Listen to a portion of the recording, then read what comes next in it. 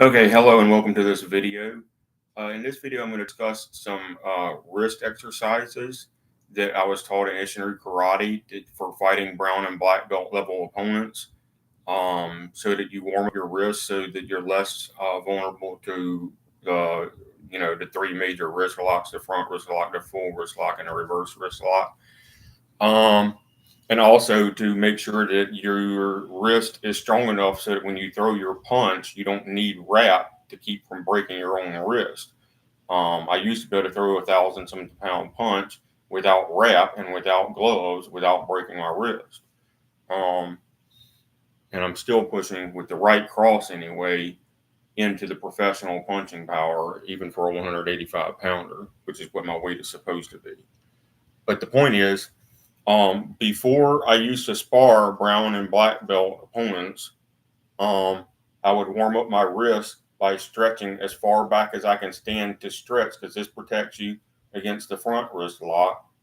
And then I would stretch as far into the full wrist lock as I can stand to stretch, both this way and this way, to protect against both the full wrist lock and the reverse wrist lock. And I would do that with both hands to make sure that they're practically collapsible without any pain, because when a brown or black belt gets hold of your hand and gets you in a lock, if you're not flexible, you're going to break your wrist or you're just going to start tapping out. All right.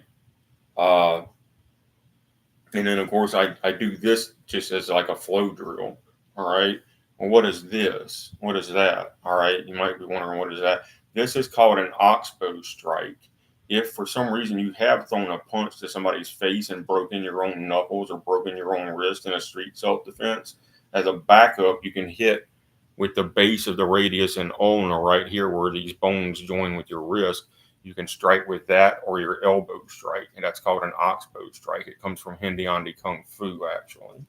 But Isshinryu absorbed and started teaching that in our dojos. Um, it's not considered basic, so it's not in the 15 basic hand techniques, but it is taught in intermediate classes, much less advanced classes.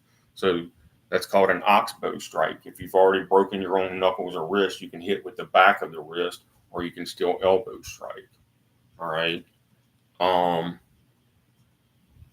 but I took the cardio kickboxing class and beat on a bag, and my sensei's wife tried to sell me some $10 reps, and I explained to her that I would buy them, but I didn't really need them, and I wanted to make sure that I could throw a punch without the reps without hurting myself.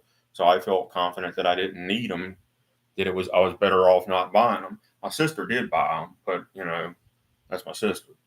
But uh that's why before I used to spar, I would make sure I did that. We would warm up in class anyway, but I would do that right before sparring every time. I'd warm my hands up, and I was just getting ready to win and not get beaten by a wrist lock. Um, and so that's the purpose of that little warm up there. And so you can go up and down, because you can oxbow strike under the jaw. So that motion up and down, this can be a blocking a kick of some sort. Or it can be maybe they've clenched you and your only chance is to block a knee strike before you get kneed in the face. But anyway, all right, so that's the warm up to strengthen your wrist. And the other thing I used to do to strengthen my wrist, when I was in high school, I was in the JROTC Armed Exhibition Drill Team, and we twirled M14 rifles as part of the show. And at home, I had a practice pipe that weighed about 15 pounds. It was a steel galvanized pipe, and I would twirl it like a baton, and that would build up my wrist strength so that I could have really unbreakable hand grip and submissions, as well as really strong wrist strength for that vertical fist Isshinryu punch.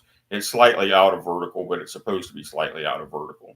All right, it's called a vertical fist punch, but it's more like a 15 degrees off vertical punch. And you strike with the leading two knuckles. For some reason, I've seen incorrect teaching of vertical fist punch telling people to strike with the bottom three knuckles and align with the bottom bone. That's inferior. You want maximum PSI, and maximum alignment with the radius, the inside bone of your hand. And you lead with 2 knuckles to have lower surface area and maximum penetration and PSI on the punch. All right. So, and I saw a guy that was teaching the vertical fist punch correctly the other day on his YouTube channel, and he wasn't even an Isshinryu student, but he's learned a vertical fist punch is worth it for, especially for body punches, and he was teaching it correctly to align with the top bone and lead with the top 2 knuckles. And I just like complimented him for knowing it because somebody taught it to him. And like I say, there are advantages to the horizontal twist punch, and there are advantages to the vertical fist punch. And if you know when to use them both, that's a good thing.